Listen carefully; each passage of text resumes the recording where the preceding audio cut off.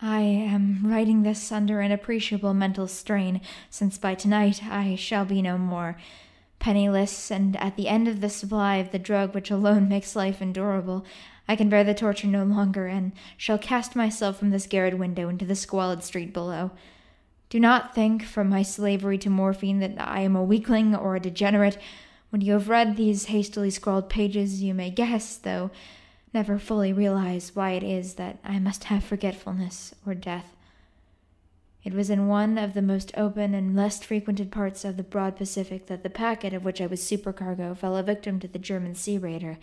The Great War was then at its very beginning, and the ocean forces of the Hun had not completely sunk to their later degradation, so that our vessel was made a legitimate prize, whilst we of her crew were treated with all the fairness and consideration due us as naval prisoners. So liberal indeed was the discipline of our captors that 5 days after we were taken I managed to escape alone in a small boat with water and provisions for a good length of time. When I finally found myself adrift and free, I had but little idea of my surroundings. Never a confident navigator, I could only guess vaguely by the sun and stars that I was somewhat south of the equator. Of the longitude I knew nothing, and no island or coastline was in sight. The weather kept fair, and for uncounted days I drifted aimlessly beneath the scorching sun, waiting either for some passing ship or to be cast on the shores of some habitable land. But neither ship nor land appeared, and I began to despair in my solitude upon the heaving vastness of the unbroken blue. The change happened whilst I slept. Its details I shall never know, for my slumber, though troubled and dream-infested, was continuous. When at last I awaked, it was to discover myself half sucked into a slimy expanse of hellish black mire which extended about me in monotonous undulations as far as I could see, and in which my boat lay grounded some distance away. Though one might well imagine that my first sensation would be of wonder at so prodigious and unexpected a transformation of scenery, I was in reality more horrified than astonished, for there was in the air and in the rotting soil a sinister quality which chilled me to the very core. The region was putrid with the carcasses of decaying fish and of other less describable things which I saw protruding from the nasty mud of the unending plain. Perhaps I should not hope to convey in mere words the unutterable hideousness that can dwell in absolute silence and barren immensity. There was nothing within hearing, and nothing in sight save a vast reach of black slime, yet the very completeness of the stillness and the homogeny of the landscape oppressed me with a nauseating fear. The sun was blazing down from a sky which seemed to me almost black in its cloudless cruelty, as though reflecting the inky marsh beneath my feet. As I crawled into a stranded boat, I realized that only one theory could explain my position. Through some unprecedented volcanic upheaval, a portion of the ocean floor must have been thrown to the surface, exposing regions which for innumerable millions of years had lain hidden under unfathomable watery depths. So great was the extent of the new land which had risen beneath me, that I could not detect the faintest noise of the surging ocean, strain my ears as I might, nor were there any sea-fowl to prey upon the dead things. For several hours I sat thinking or brooding in the boat, which lay upon its side and afforded a slight shade as the sun moved across the heavens. As the day progressed, the ground lost some of its stickiness, and seemed likely to dry sufficiently for traveling purposes in a short time. That night I slept but little, and the next day I made for myself a pack containing food and water, preparatory for an overland journey in search of the vanished sea and possible rescue. On the third morning I found the soil dry enough to walk upon with ease. The odor of the fish was maddening, but I was too much concerned with graver things to mind so slight an evil, and set out boldly for an unknown goal. All day I forged steadily westward, guided by a far-away hummock which rose higher than any other elevation on the rolling desert. That night I encamped, and on the following day still travelled toward the hummock, though the object seemed scarcely nearer than when I had first espied it. By the fourth evening I attained the base of the mound, which turned out to be much higher than it had appeared from a distance, an intervening valley setting it out in sharper relief from the general surface.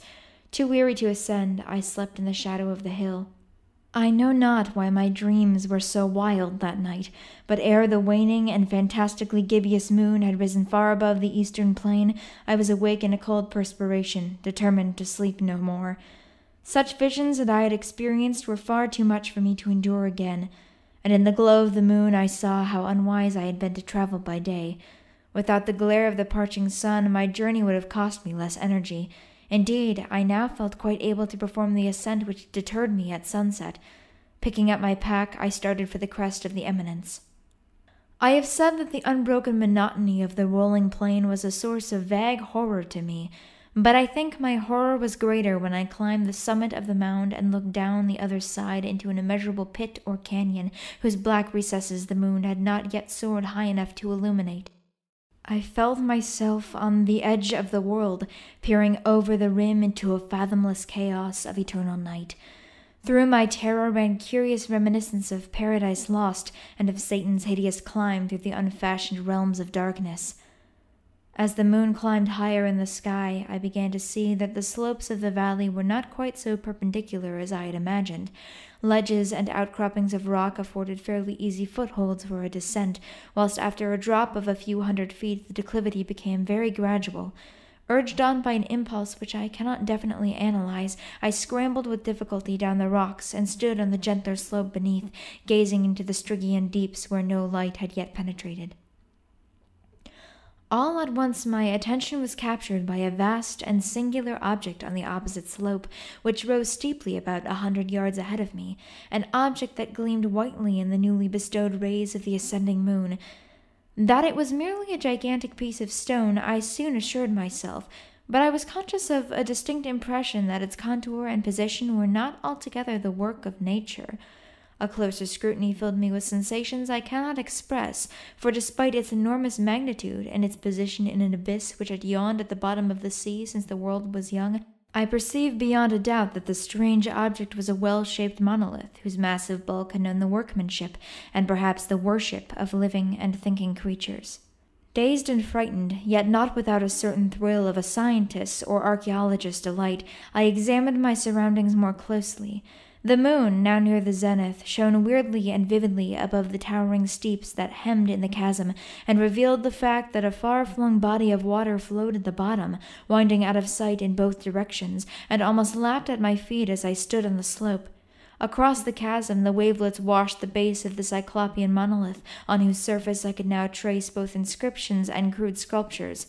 The writing was a system of hieroglyphics unknown to me, and unlike anything I had ever seen in books, consisting for the most part of conventionalized aquatic symbols such as fishes, eels, octopi, crustaceans, mollusks, whales, and the like. Several characters obviously represented marine things which are unknown to the modern world, but whose decomposing forms I had observed on the ocean-risen plain. It was the pictorial carving, however, that did most to hold me spellbound. Plainly visible across the intervening water on account of their enormous size were an array of bas-reliefs whose subjects would have excited the envy of a Doré. I think that these things were supposed to depict men, at least a certain sort of men, though the creatures were shown disporting like fishes in the waters of some marine grotto, or paying homage to some monolithic shrine which appeared to be under the waves as well. On their faces and forms I dare not speak in detail, for the mere remembrance makes me grow faint. Grotesque beyond the imagination of a Poe or Bulwer, they were damnably human in general outline despite webbed hands and feet, shockingly wide and flabby lips, glassy, bulging eyes, and other features less pleasant to recall. Curiously enough, they seemed to have been chiseled badly out of proportion with their scenic background, for one of the creatures was shown in the act of killing a whale represented as but little larger than himself. I remarked, as I say, their grotesqueness and strange size, but in a moment decided that they were merely the imaginary gods of some primitive fishing or seafaring tribe, some tribe on whose descendant had perished eras before the first ancestor of the Plintau or Neanderthal man were born. Awestruck at this unexpected glimpse into a past beyond the conception of the most daring anthropologist, I stood musing whilst the moon cast queer reflections on the silent channel before me. Then suddenly I saw it. With only a slight churning to mark its rise to the surface, the thing slid into view above the dark waters. Vast, Polyphemus-like, and loathsome, it darted like a stupendous monster of nightmares to the monolith, about which it flung its gigantic scaly arms, the while it bowed its hideous head and gave vent to certain measured sounds. I think I went mad then. On my frantic ascent of the slope and cliff, and of my delirious journey back to the stranded boat, I remember little. I believe I sang a great deal, and laughed oddly when I was unable to sing. I have indistinct recollections of a great storm some time after I reached the boat, At any rate, I know I heard peals of thunder and other tones which nature utters only in her wildest moods. When I came out of the shadows, I was in a San Francisco hospital, brought thither by the captain of the American ship which had picked up my boat in mid-ocean. In my delirium I had said much, but found that my words had been given scant attention. Of any land upheaval in the Pacific my rescuers knew nothing, nor did I deem it necessary to insist upon a thing which I knew they could not believe.